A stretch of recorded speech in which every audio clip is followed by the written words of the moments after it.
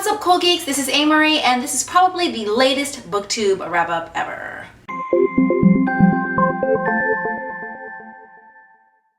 I touched on 3 books. I finished reading 1, and actually that one I didn't even finish during Booktubeathon technically, but I'm still so happy. I still consider Booktubeathon a success for me because it made me pick up a book sooner than I probably would have. One of the books I picked up was Blood and Salt by Kim Liggett. This story has been pitched as Children of the Corn meets Romeo and Juliet. I got to page 40 and ended up putting it down. I think it's just not for me. The backstory was extremely intriguing, but I didn't feel a connection to the characters, and I didn't feel rooted enough in the real world to then feel the fear that the horror aspect of the story brings in. And I think that's really important for any horror, so this one ended up not being for me. I have 2 stories left to read in Get in Trouble by Kelly Link. This is a book of short stories. What I learned going into these stories, after about 3 of them, it took me about 3 stories to realize, is that you have to take the stories literally. So in one of the stories, we're introduced to superheroes in a convention. We learn about agents, which superhero has that agent, etc., etc. And I'm thinking more like a cosplay situation. Like in this story,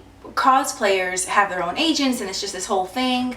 But I didn't realize until nearly the end that no, these are actual superheroes. And what would it be like if superheroes did exist, have conventions, have agents, getting them into movies? And I love when authors do that. I love when authors take something very fantastical and make it real and just drop it into our very real lives, which is why I kind of was like taken aback because I wasn't expecting that. I was expecting something more like magical realism. And that's the thing about it, because I didn't really realize until 75% of the way into almost every story that I read, what I was reading was literally the case. I have to reread them all, and I'm going to do that because I really want to understand what's happening. Like I said, 2 stories left. One of the stories that I really loved was I Can See Right Through You. The couple in that story is, I think, loosely based on Robert Pattinson and Kristen Stewart and the whole Twilight phenomenon, and how it was for the media to follow such a couple and what it was like to be a couple and then to kind of grow up and grow together in that limelight, and then they separate and they go their own separate ways, but having that reminder always. So there's a quick dissection on fame, romance, relationships, self-identity. I found it to be such a true story. I'm definitely going to reread that one as well. I have 2 stories left, but that may end up being my favorite out of the collection. There's just something about that story. And I finally finished Americanah by Chimamanda Ngozi Adichie.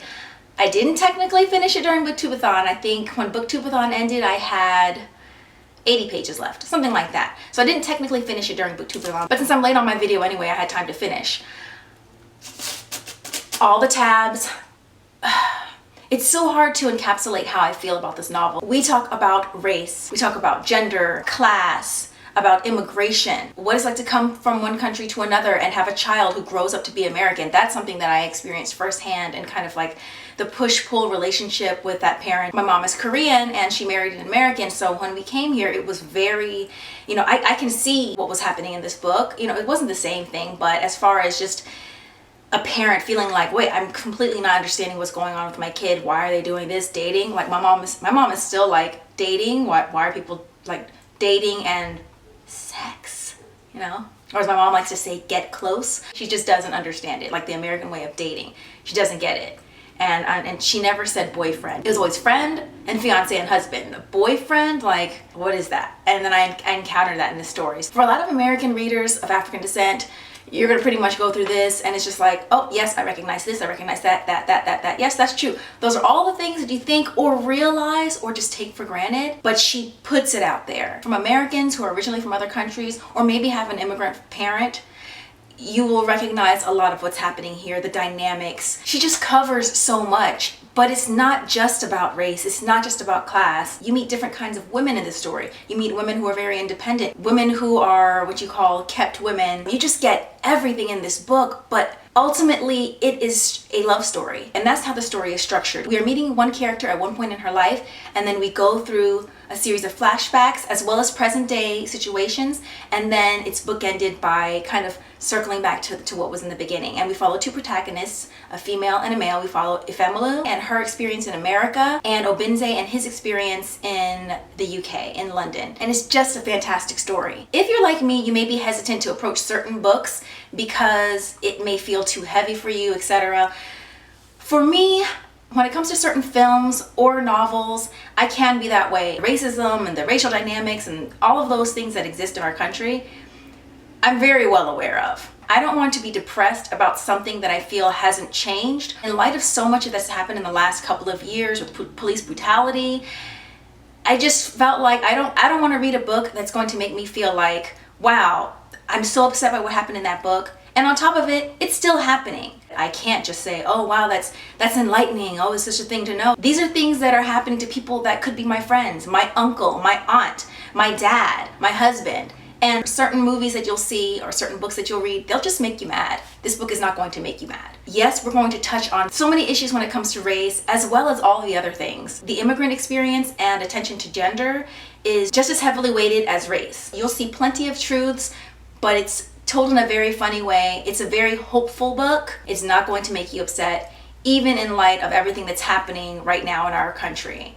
So I just felt like I needed to give that little disclaimer or that little additional note. Highly recommend this novel. I think it's something that should be taught in high schools and universities. It's an extremely important book. So that was my 2015 Booktubeathon update. I did not read 7 books. I actually finished 1 book, but I'm so happy that I did Booktubeathon. I still consider it a success because although that book was one of my top TBR books, it was like, I'll get to it, I'll get to it, I'll get to it. And this readathon made getting to that book a real priority. So I'm extremely happy about that. Talk to me, you guys. I've been seeing that you guys have read this or are planning to read Americanah. I see that a few of you have been interested in Blood and Salt. So please talk to me about what you're reading, how your Booktubeathon went. Talk to me about any of those books and whatever you're reading right now. As always, don't forget to like the video if you liked it. Don't forget to share the video. Don't forget to subscribe. Until next time, I will see you guys later. Bye!